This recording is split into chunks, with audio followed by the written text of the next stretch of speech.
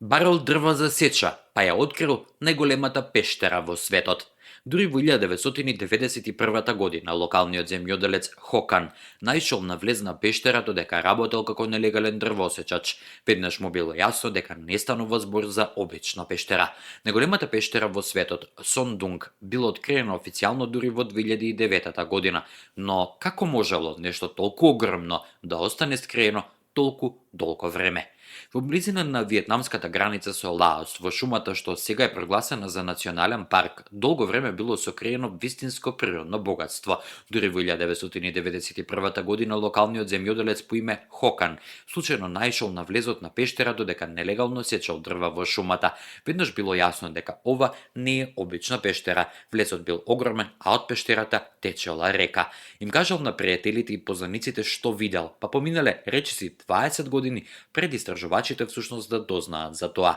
Британските истражувачки тимови се упатиле кон областа во 2009 година за да ја пронедат пештерата, за која слушнале само приказни. Тие побарале помош од Кан и по многу неуспешни обиди, конечно го пронашле она што го барале. Зошто им требало толку долго време да откријат нешто толку големо?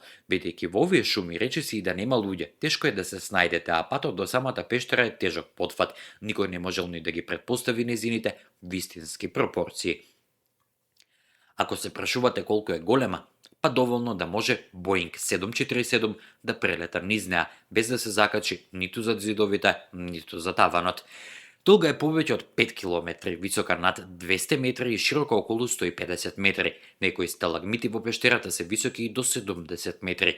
Покривот на пештерата се срушил на две места, така се создале дупки, низ кои сончевата светлина продира во незината внатрешност, што создало неверојатен феномен. Дрвја, високи до 30 метри, кои сега тука растат, формираат бујна, зелена џунгла. Кога временските услови се поволни, дури и облаци се формираат во пештерата. Веќе во 2013 година првата група туристи влекла во пештерата. Тие платиле дури $3000 по лице за таа авантура. Не е дозволено влегување за сите. Потребна е посебна дозвола од властите, а бројот на посетители е строго ограничен. Дури планот за изградба на жичарница до влезот на пештерата беше отфрлен благодарение на напорите на Сдруженијето за заштита на природата. Во меѓувреме, Хокан станал локален водеч за научници и истражувачи. Ја напуштил работата како нелегален дрвосеча и целосно го променил својот начин на живот. Денес е заштитник на природата и ги води ентузијастичките гости на едукативни тури низ шумата и прекрасната пештера.